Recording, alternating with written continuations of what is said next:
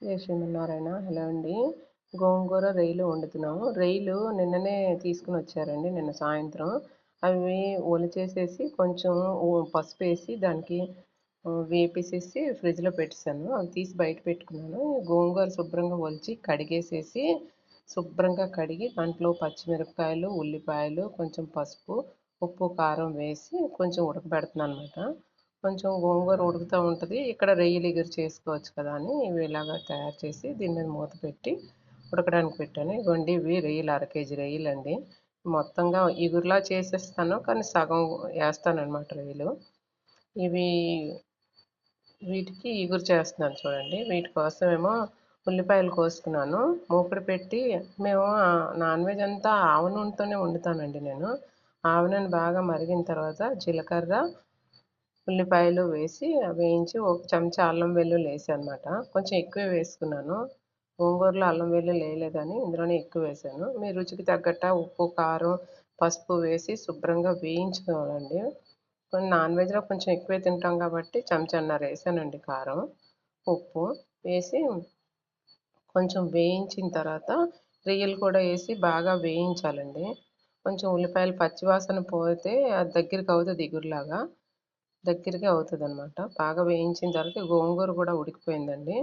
ఇందులోని రొయ్యలు అనమాట మొత్తం వేసేసాను అనమాట. రొయ్యలు ఎగురు చేసి అందులోంచి సగం తీసి ఆ గోంగూరలో వేస్తాను. కొంచెం బాగా వేయించిన తర్వాత కొంచెం నీళ్ళు వేసి మూత పెట్టాను అనమాట. ఒక 10 నిమిషాలు ఉడికితే రొయ్యల్లోకి ఉప్పు, కారం బాగా పడుతుంది కదండి, అందు గురించి అనమాట. అవన్నీ వేసి కొంచెం మూత పెట్టి పెట్టాను. ఈ గోంగూరని పప్పు గుత్తితో మెదుపుకుంటాను అనమాట. పచ్చిమిరపకాయలు బయటికి తీసేసి ఉన్న దాంతో పప్పు గుత్తితోటి శుభ్రంగా మెదిపేసేసుకొని రెడీ చేసుకున్నాను. ఇంతలో ఇదిగోండి ఇగురు కూడా తయారైపోయింది, రొయ్యల ఇగురు. ఇదేమో గోంగూరలో వేసి వేరే మూకుళ్ళని కొంచెం గోంగూర వేసుకున్నాను.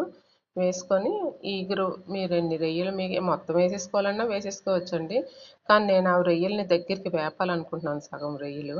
అందు గురించి ఒక సగం రొయ్యలు ఇందులో వేసి కొంచెం ఇగురు కూడా వేసి బాగా కలిపేసేసి, ఎందుకంటే ఇంకా పోపు వేయాల్సిన అవసరం ఉండదండి.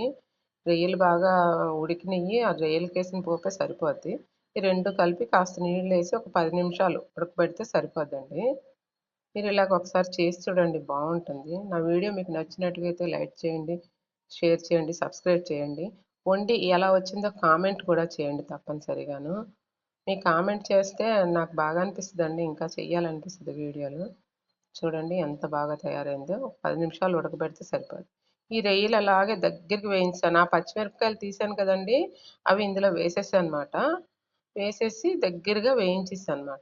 దగ్గరగా వేయించి కొంచెం కరివేపాకు కానీ కొత్తిమీర కానీ వేసుకుంటే రొయ్యలు వేపుడు ఇదొక కూర 2 కూరలు అవుతాయి కదండి, అందుకు అలా చేశాను అనమాట.